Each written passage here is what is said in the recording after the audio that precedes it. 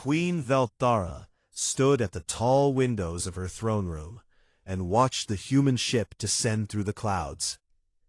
The vessel was small and plain compared to the warships of her empire. It looked like something a child might build from scrap metal. She felt her upper lip curl in disgust. The Zarathi Dominion ruled 47 star systems. Her people were warriors born with natural armor that could stop a blade. They stood 7 feet tall and moved with the speed of striking serpents. They had conquered worlds and crushed rebellions. They feared nothing in the known galaxy. And now, they were making peace with humans.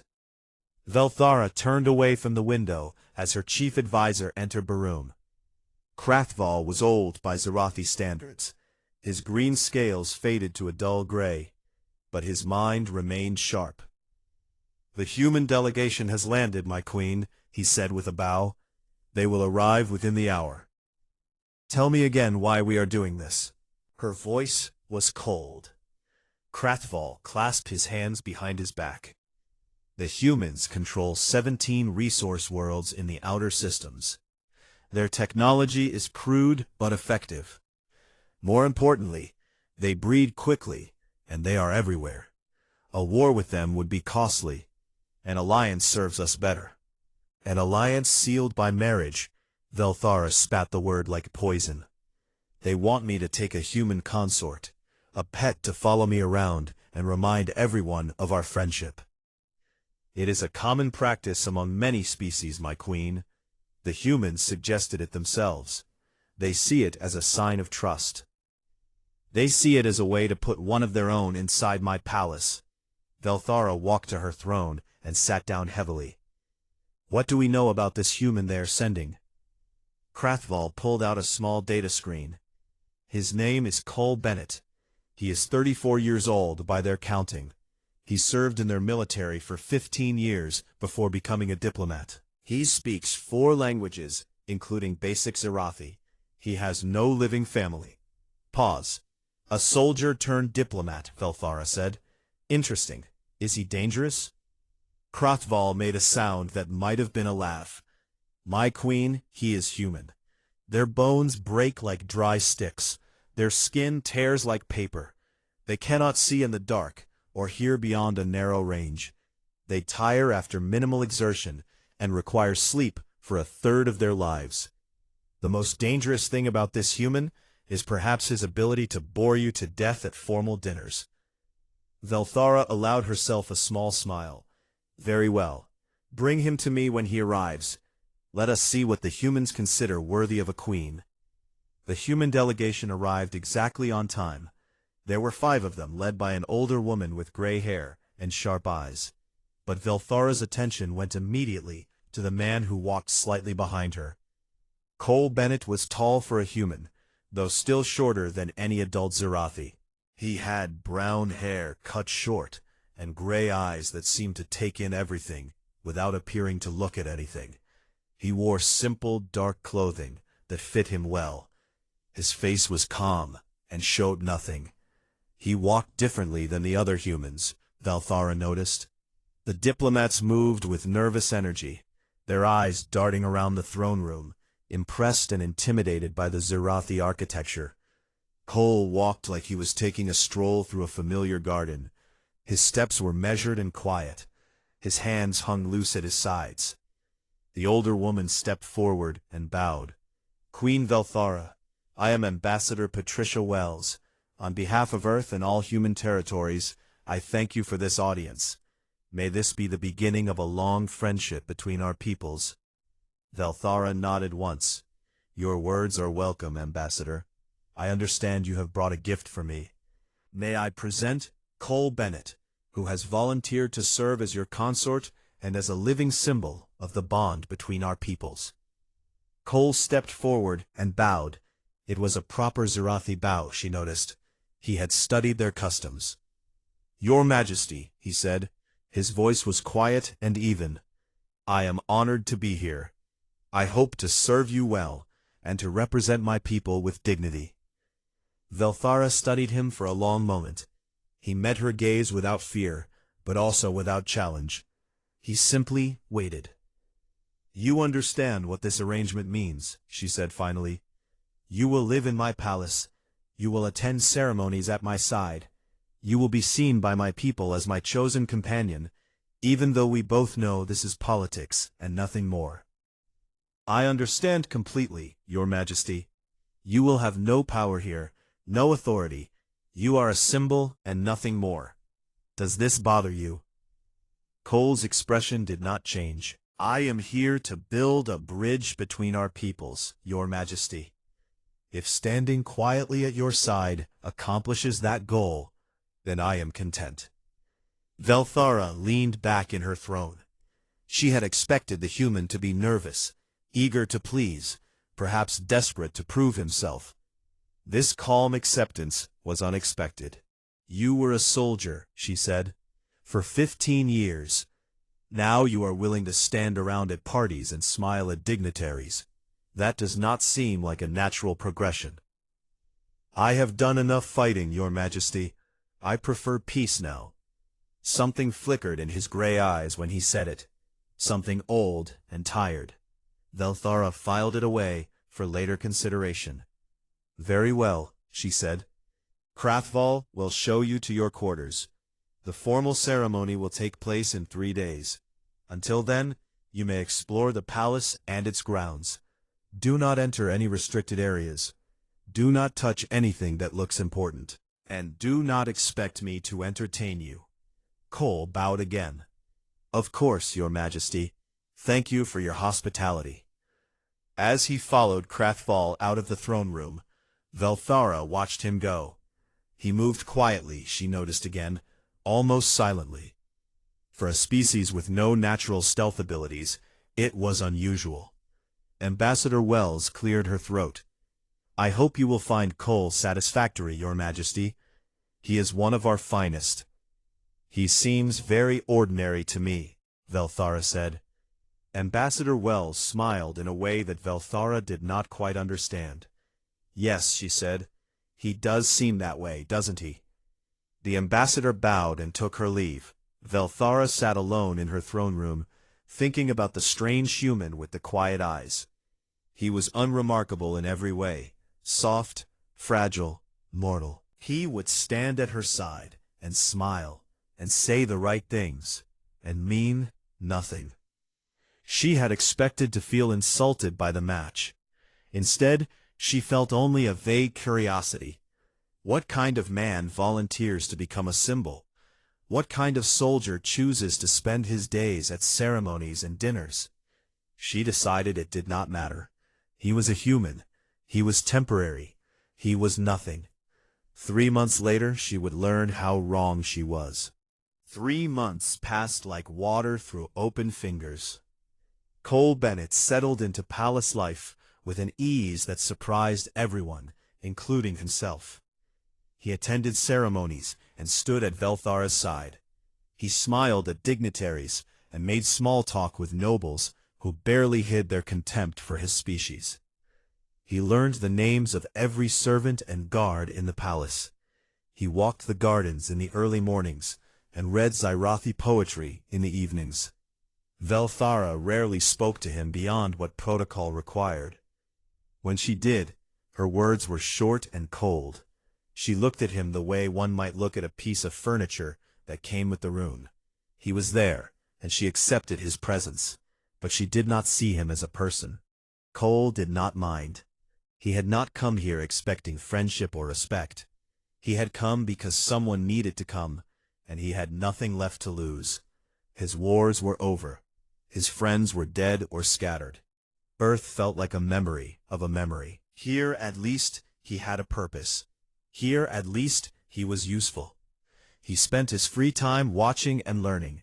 He studied the guards and their patrol patterns. He memorized the layout of the palace, including the passages that were not on any official map. He observed the nobles and learned which ones were loyal and which ones whispered in corners. He noticed everything and said nothing. The Festival of Twin Moons came on a cool night in the 3rd month. It was the most important celebration in the Zyrothi calendar. The 2 moons of their homeworld would pass close to each other in the sky. and the whole empire celebrated with feasts and music and ancient rituals. The throne room was packed with nobles and dignitaries from a dozen worlds. Colored lights floated near the ceiling, and the air smelled of strange spices and expensive wine. Cole stood behind and to the left of Velthara's throne. He wore formal black clothing that the queen's tailors had made for him. He held a glass of wine he had not tasted. His eyes moved slowly across the crowd, watching faces, watching hands, watching doors. Something felt wrong. He could not say exactly what it was. The crowd seemed normal. The guards were in their usual positions. The music played and the nobles laughed, and everything appeared fine. But Cole had learned long ago to trust the feeling in his gut, the quiet voice that had kept him alive through 15 years of war. He scanned the room again. 3 nobles near the eastern wall stood slightly apart from the others. Their posture was stiff. Their hands stayed close to their sides. They were not drinking or talking or enjoying the festival. They were waiting. Cole looked at the eastern wall itself. It was solid stone, 10 feet thick. There was no door there, no entrance, nothing to guard, nothing to watch. So why were those 3 nobles positioned there? He was still thinking about it when the wall exploded. The blast threw bodies across the room like toys. Stone fragments flew through the air. Screams filled the throne room. Through the smoking hole in the wall, figures poured in. Zirathi warriors in dark armor, carrying plasma rifles and curved blades. Their faces were painted with the marks of the Karveth, a separatist faction that opposed the human alliance. Cole had read about them in the intelligence files. They believed that contact with other species weakened the Zirathi race. They wanted to close the borders and return to the old ways of conquest and isolation. They especially hated humans. And now they were here, in the throne room, and they were killing everyone in their path. The palace guards reacted immediately, but they were caught off guard. The first volley of plasma fire cut down 3 of them before they could raise their weapons. 2 more fell as they tried to form a defensive line. The Karveth moved with brutal efficiency, clearly trained for this exact moment. Cole saw all of this in the first few seconds. He counted 12 attackers, 8 with rifles, 4 with blades. The guards were falling back toward the throne, trying to protect the queen. Nobles were screaming and running in every direction. The colored lights still floated peacefully near the ceiling, casting strange shadows over the chaos. Velthara rose from her throne. Her golden armor gleamed in the light. She reached for the ceremonial blade at her hip, but she was not fast enough. A Karveth warrior broke through the guard line. He was bigger than the others, with yellow eyes that burned with hatred. His blade was already raised. Cole recognized him from the intelligence files. Drelkon, the leader of the Karveth faction, the most dangerous Zirathi terrorist in the Empire. He was heading straight for the queen. "Your reign ends tonight, human lover," Drelkon howled. Cole did not think. He did not plan. 15 years of training and instinct took over, and he simply moved. He stepped in front of Velthara. Drelkon's blade came down in a killing arc. It should have cut Cole in half. Any normal human would have died in that moment. But Cole was not a normal human. He had spent his whole adult life fighting things bigger and stronger and faster than himself. He had learned that speed and strength were not the only things that mattered in a fight. Timing mattered. Position mattered. Making your enemy fight your fight instead of their own fight mattered. Cole shifted his weight and turned his body. The blade missed him by inches. He grabbed Drelkon's wrist and twisted, using the assassin's own momentum against him. The move would not have worked against a prepared opponent. But Drelkon had expected to cut through a soft human like paper. He had not expected resistance. The blade flew from Drelkon's grip. Cole caught it. For a moment, everything seemed to freeze. The noise of battle faded to a distant roar. Cole stood in front of his queen with a Karveth blade in his hand and 11 more enemies surrounding him. Drelkin stared at him with pure shock. "What are you?" the assassin whispered. Cole did not answer. He was already moving toward the next threat. Two Karveth warriors charged him from the left. He ducked under the first swing and stepped inside the second attacker's guard. The blade in his hand moved in short, efficient arcs. Nothing wasted, nothing fancy, just simple, brutal effectiveness. The two warriors fell. Three more came. Cole broke one's arm and used him as a shield against the others. He fought without anger, without fear, without hesitation.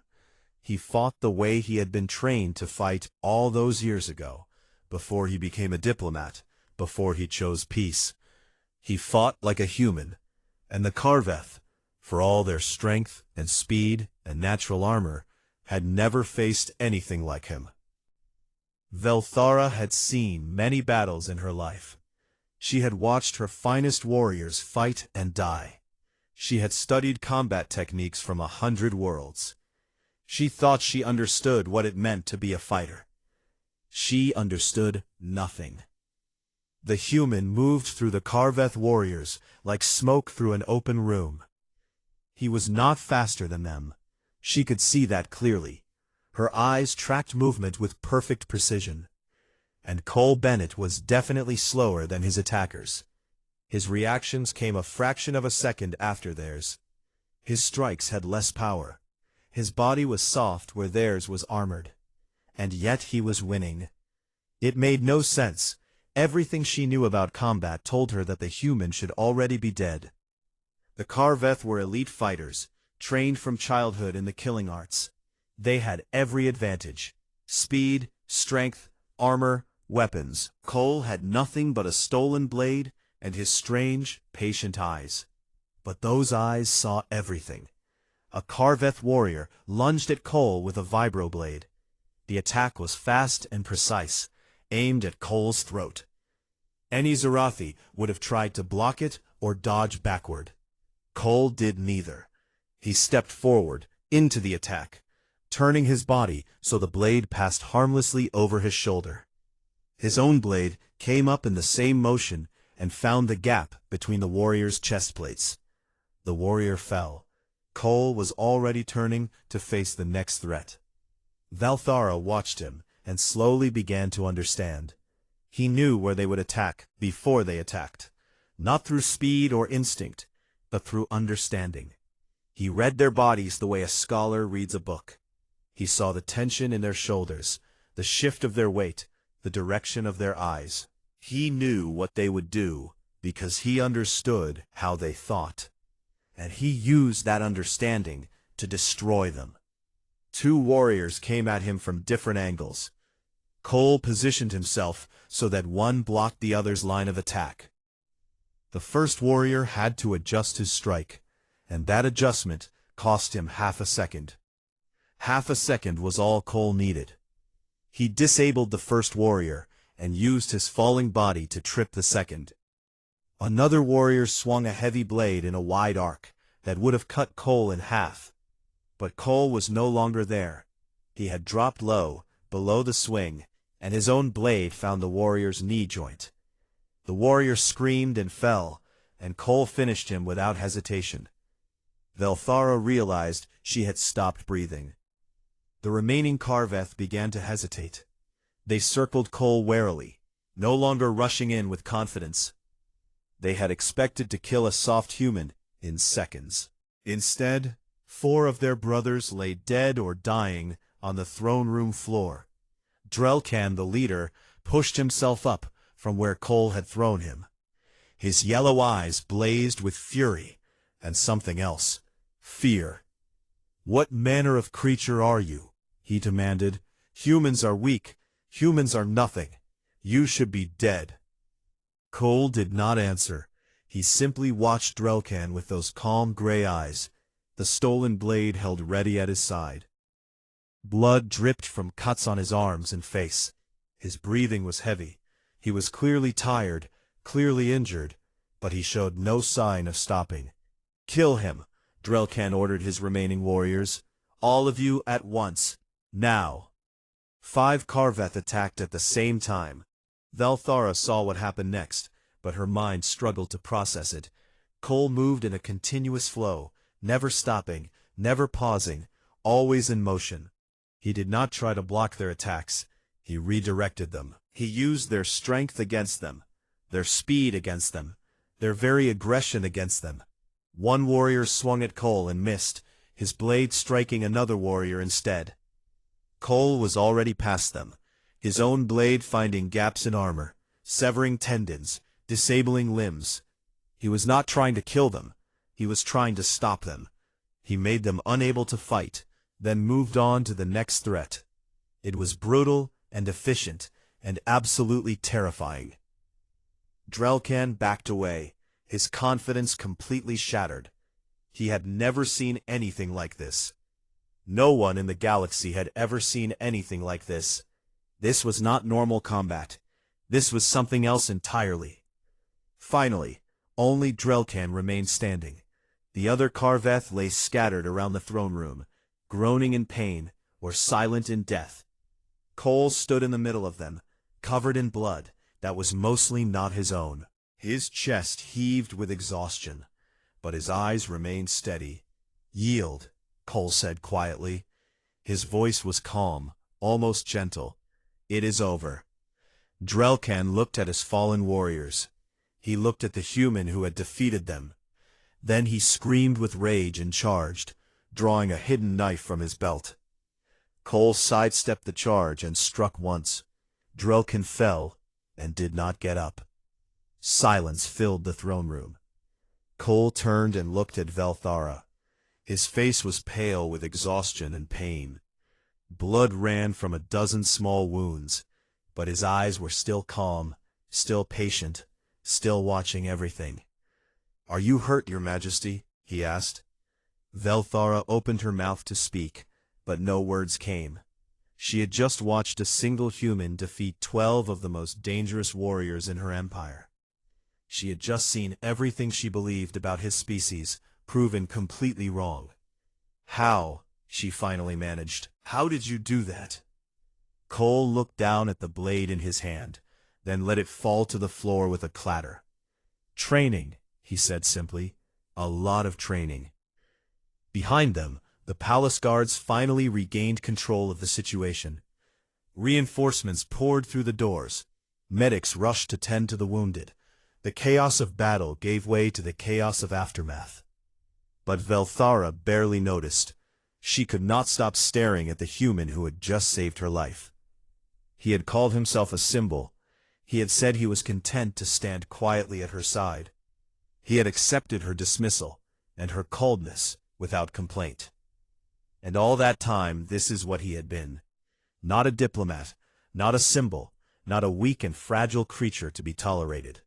A weapon, a living weapon that her enemies had completely underestimated, just as she had. Cole swayed slightly on his feet. The adrenaline was fading, and his injuries were catching up with him. A medic rushed toward him, but he waved her off. "The Queen first," he said. "Make sure she is not injured." Then his eyes rolled back, and he collapsed to the floor. Valthara moved without thinking. She caught him before he hit the ground, and lowered him gently. His weight was nothing to her Zarathi strength, but somehow holding him felt significant, important. "Get the medics," she ordered. "All of them, now." She looked down at the unconscious human in her arms. This soft, fragile, ordinary man who had just done the impossible. For the first time in her reign, Queen Valthara had absolutely no idea what to think. Cole woke up in a bed softer than anything he had ever slept in. White light filled the room. Medical equipment beeped quietly nearby. His body ached in a dozen different places, and his head felt stuffed with cotton. He was alive. That was something. He tried to sit up and immediately regretted it. Pain shot through his ribs and he fell back with a groan. A Zarathi medic appeared at his side and pushed him gently but firmly back down. "You must rest," she said. "You have 3 cracked ribs, a fractured wrist, multiple lacerations, and severe exhaustion. It is a miracle you are alive at all." "I have had worse," Cole said. His voice came out as a rough whisper. The medic made a sound that might have been disbelief. Humans are strange creatures. Your bodies are so fragile, yet you refuse to die when you should. Cole closed his eyes. It is our best quality. He must have slept again, because when he opened his eyes, a light had changed. It was evening now, the soft glow of the twin moons filtering through the window. And sitting beside his bed, watching him with unreadable golden eyes, was Queen Velthara. Cole tried to sit up again. This time the pain was more manageable. Or maybe he was just getting used to it. The medic had bandaged his wounds and put his wrist in a temporary cast. He felt like he had been run over by a transport ship. "Your Majesty," he said, "I apologize for my appearance. I am not fit for formal company." Velthara waved her hand dismissively. "You saved my life. I think we can skip the formalities for one evening." She was quiet for a moment, studying him. Cole had seen that look before, on the faces of officers reviewing an unexpected intelligence report. She was trying to fit new information into her existing understanding of the world. "I have questions," she said finally. "I expected you would. You told me you preferred peace. You told me you had done enough fighting. But what I saw in the throne room was not the work of a man who has forgotten how to fight." Cole looked at his bandaged hands. They were still steady, even now. 15 years of muscle memory did not fade so easily. "I did not say I had forgotten," he said quietly. "I said I preferred peace. There is a difference." "Explain it to me." Cole was silent for a long time. He had never talked about this, not with anyone. The things he had done, the wars he had fought, the prices he had paid. They lived inside him like stones at the bottom of a river, heavy and permanent and always there. But she had asked, and she deserved an answer. "On Earth," he began slowly, "we have a long history of violence. We have always been fighting something. Animals that wanted to eat us, weather that wanted to kill us, diseases that wanted to destroy us, and most of all, each other." Velthara nodded. "This is common to many species. The Zyrathi also have a violent history. But you evolved with advantages. Your armor, your speed, your strength. When a threat appeared, you could face it directly. You could overpower it." Cole shook his head. "Humans could not. We were never the strongest or the fastest. We had no claws, no armor, no venom. Everything on our planet was more dangerous than us." "Then how did you survive?" "We learned." Cole met her eyes. "We learned that we did not need to be stronger than our enemies. We just needed to be smarter, more patient, more adaptable. We learned to study our prey, to understand how they moved and thought and reacted. We learned to use tools, to set traps, to work together. We learned that the fight was not about single moments of violence. It was about wearing down the enemy over time." He paused, gathering his thoughts. "Your warriors are trained to win battles. Quick, decisive victory. That is the Zyrathi way. But humans are trained to win wars. Long, grinding, exhausting wars where the enemy has every advantage. We survive by outlasting them, by refusing to give up, by making them pay for every inch of ground until they decide we are not worth the cost." Velthara leaned forward. The Karveth were elite warriors. Each of them could have killed a dozen ordinary soldiers. You defeated 8 of them alone. I did not defeat them through strength or speed. I defeated them because they underestimated me. They expected a quick kill against a weak opponent. When that did not happen, they became confused, frustrated. They started making mistakes. Humans have been fighting things bigger than us since the beginning of our species. We know how to make giants fall. Persistence, Velthara said. "I read about this.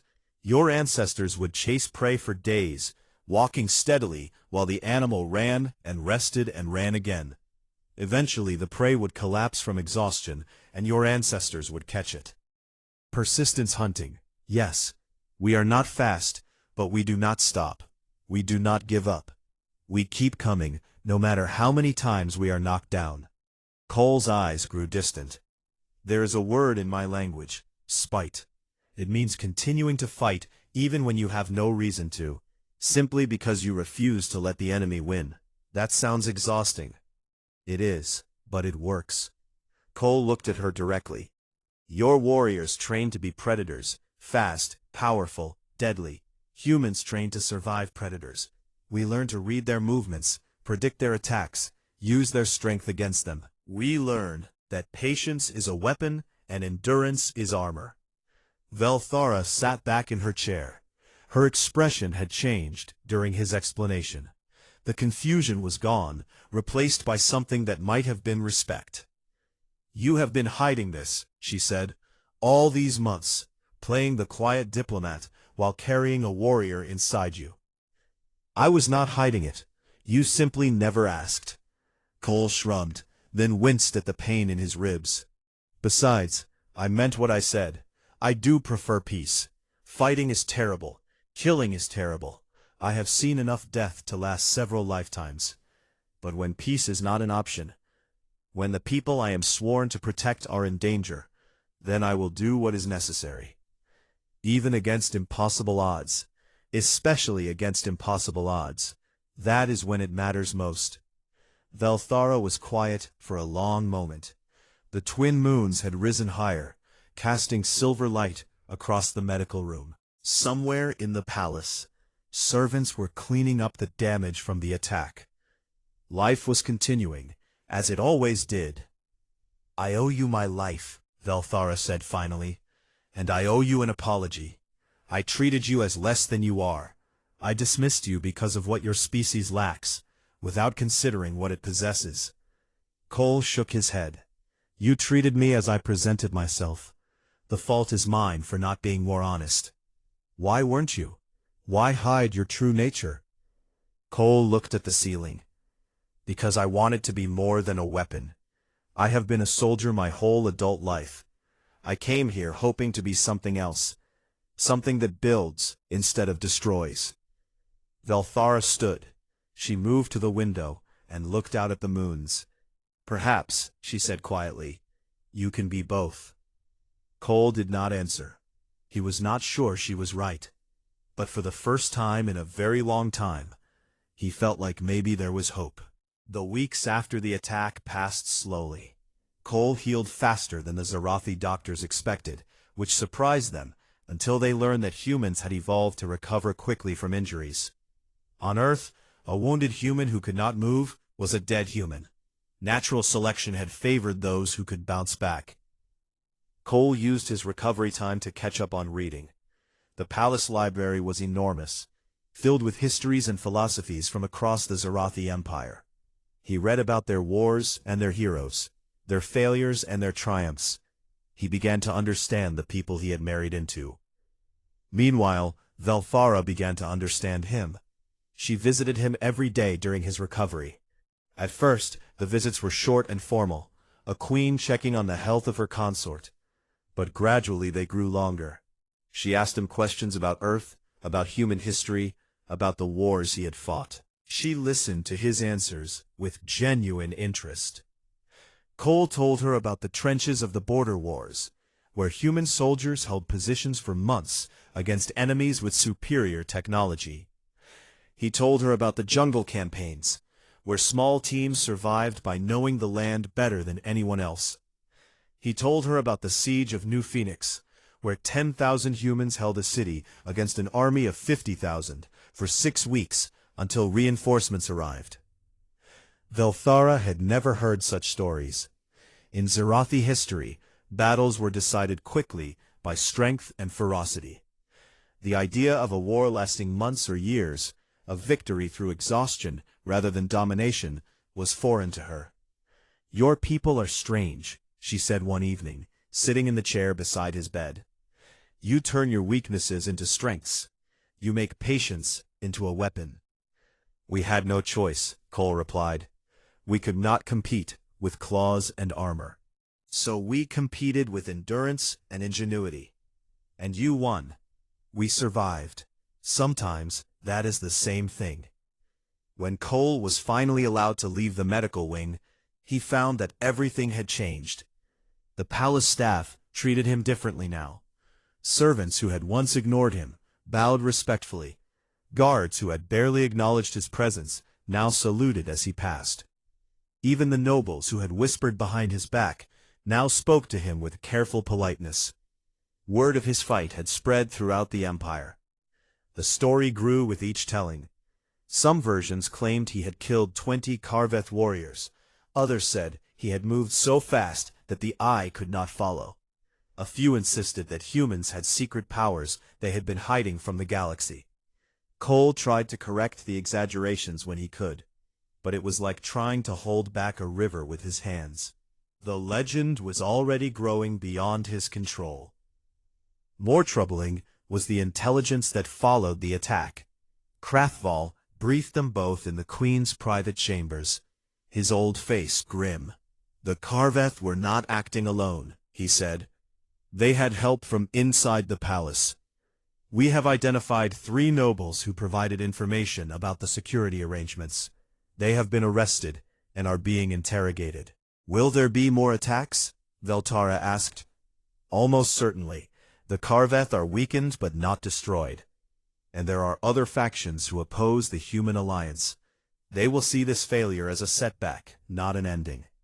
Veltara turned to Cole. You knew, at the festival, before the attack, you were watching those nobles near the eastern wall. Cole nodded. Something felt wrong. I could not explain it at the time, but I knew. How? He thought about how to answer. On Earth, the environment was always trying to kill us. Weather, animals, other humans. We developed instincts to sense threats before they arrived. It is not supernatural, just pattern recognition built up over thousands of generations. Krathval made a thoughtful sound. Interesting. We have always considered humans unremarkable because you lack natural weapons. It never occurred to us that your survival instincts might be superior to ours. Not superior, Cole said. Just different. Your people never needed to develop those instincts. You were always at the top of the food chain. Velthara stood and walked to the window. Her empire stretched out before her, cities and fields and mountains under a purple sky. She had inherited all of it, and she would do whatever was necessary to protect it. The separatists will try again, she said. Yes, Cole agreed. And I cannot be everywhere at once. I cannot protect myself from every shadow. No. She turned to face him. Will you help me? It was not a command. It was a request, from one equal to another. Cole felt something shift in his chest, something that had been closed for a long time. I am your consort, he said. I am already at your side. That is not what I asked. I am not asking for a symbol. I am asking for a partner. Someone who sees threats I cannot see. Someone who thinks in ways I cannot think. Someone who can do things I cannot do. Cole met her golden eyes. 47 star systems. He was a tired soldier from a small blue planet on the edge of explored space. They were different in almost every way imaginable. But they both understood duty. They both understood sacrifice. They both understood what it meant to fight for something larger than yourself.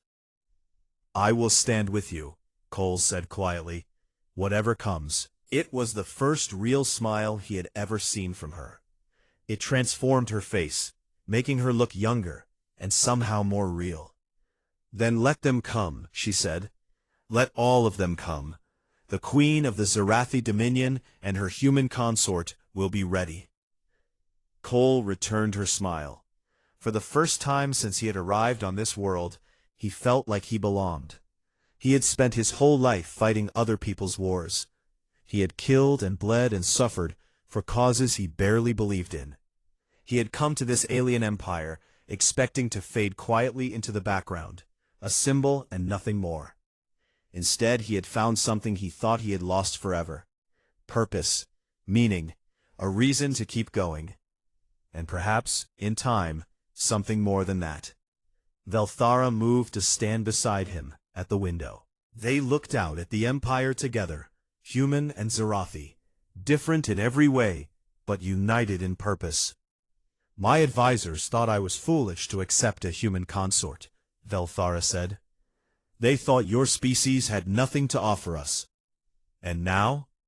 She looked at him, and there was warmth in her golden eyes that had not been there before. Now I understand what I have. Not a weakness, not a symbol, not a fragile creature to be tolerated.